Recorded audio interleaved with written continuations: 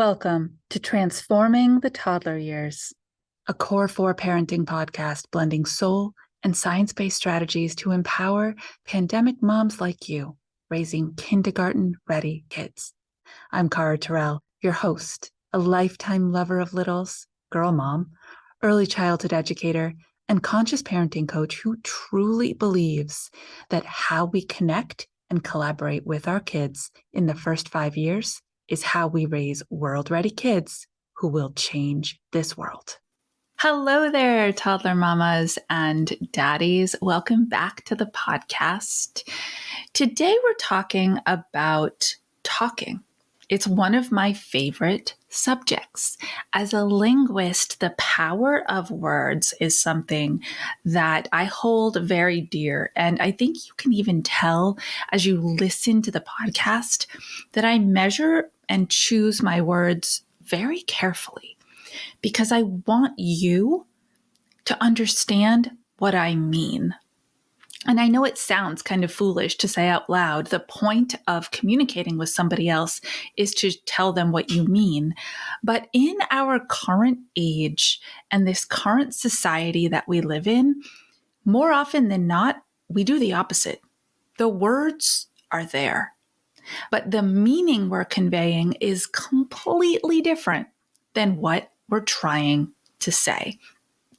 And this is where communication breakdown happens with adults. So think about how challenging it must be to be a tiny little human being who doesn't have the wealth of knowledge and the big dictionary and the lexicon built up in your brain yet to pull from, and the experience of hearing people talk in ironic ways, in sarcastic ways, with high emotion, with real intent. They don't understand all of that. And so very often, without meaning to, we confuse and we overwhelm. The second piece that's true about the way that we use words is we use them with people when we believe that they are able to understand them. I'm going to say that again because it's really important. We speak to people when we believe that they are able to understand what we're saying.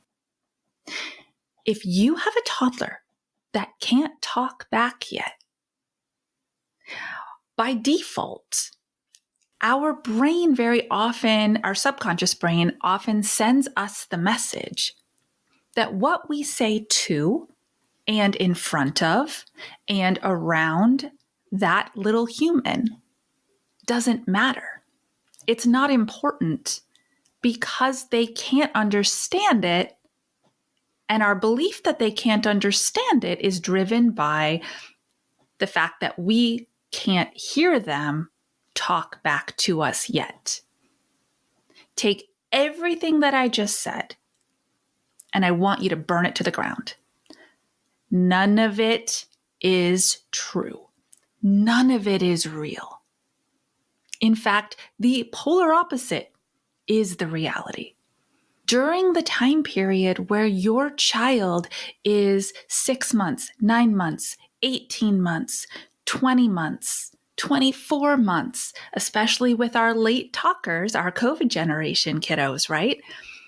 That is the time period that their brain is absorbing all the info, taking every single thing they hear, not just everything that was said to them, every single thing they hear, absorbing it, sorting it, doing like a little mini brain digital library. This one's important. I didn't hear that one a bunch of times. It's probably not. I won't use that.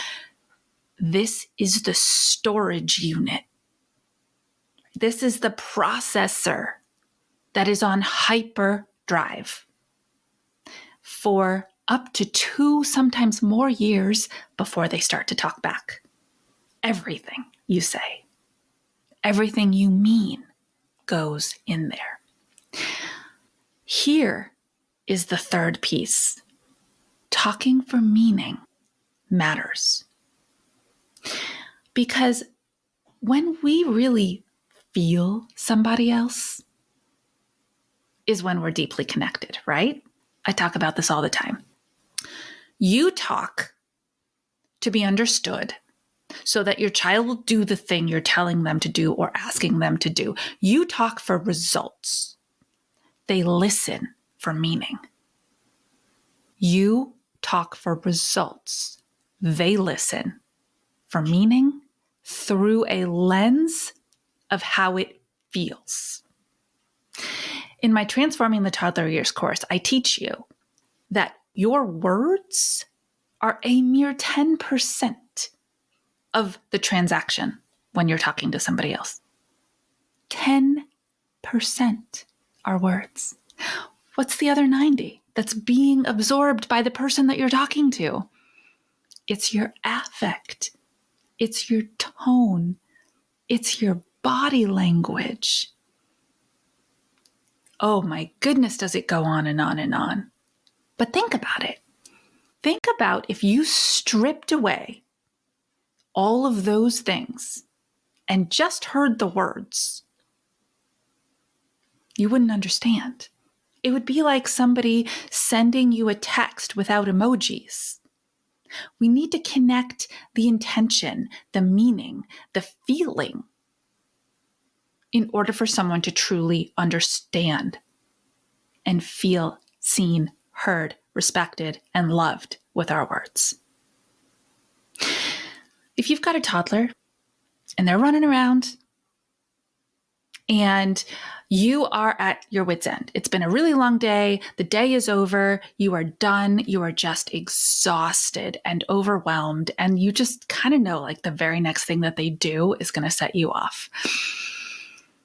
And the very next thing that they do, right? This is your energy. If you could see, my hands are kind of like shimmering around my body. You've got that edgy energy. And the very next thing they do is walk up to you and say, I love you.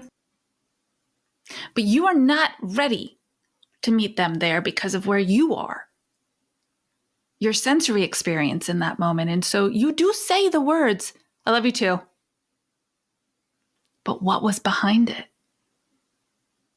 They heard the words, but they also heard your feeling. They also absorbed your meaning. As opposed to first thing in the morning when you go wake them up and get ready for the day and everyone's all good and we have all our patience and energy and, we're ready. And they say, I love you. And you say, aw, buddy, I love you too.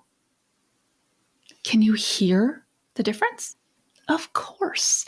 Can you feel the difference? Mm-hmm.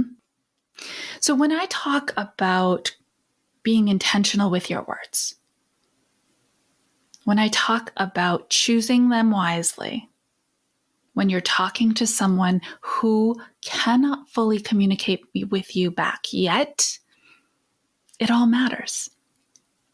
Your tone, your volume, your body language, where you are, right? If you're standing up tall and looking down at them versus if you're on the floor on their level. I haven't even got to what you said yet. It all matters. The eye contact, the facial expression. This is how you talk to kids before they can talk back.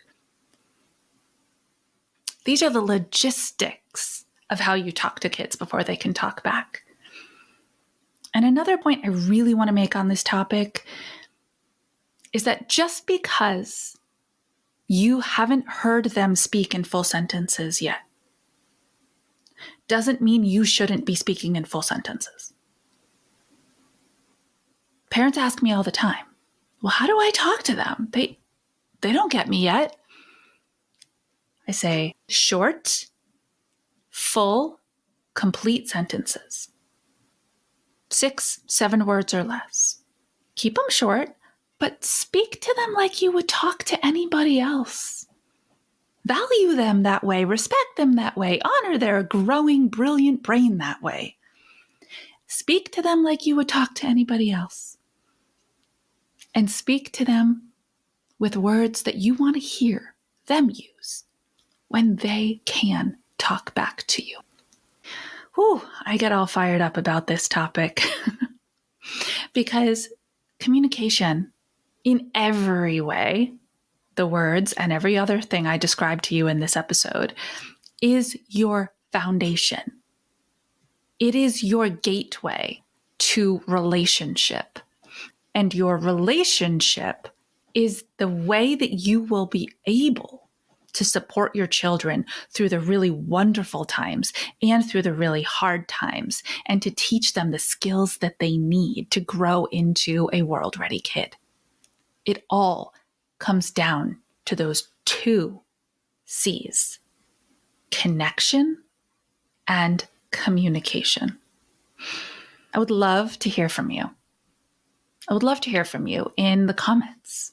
Like, what was your biggest takeaway? Rate and review the show. Tell us what you're going to do next time, where you're headed with this intentionality of how you connect deeply with your child and how you use language to communicate with them.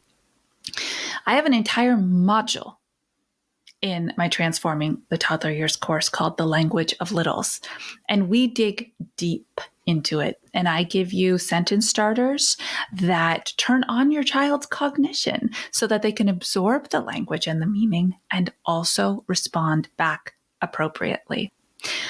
The spring cohort is about to get going. If this is your time, if you are ready, if you have a toddler who you want to understand better, connect deeply with, create opportunities for learning, and start hearing them talk back to you a whole lot more, this might be your time.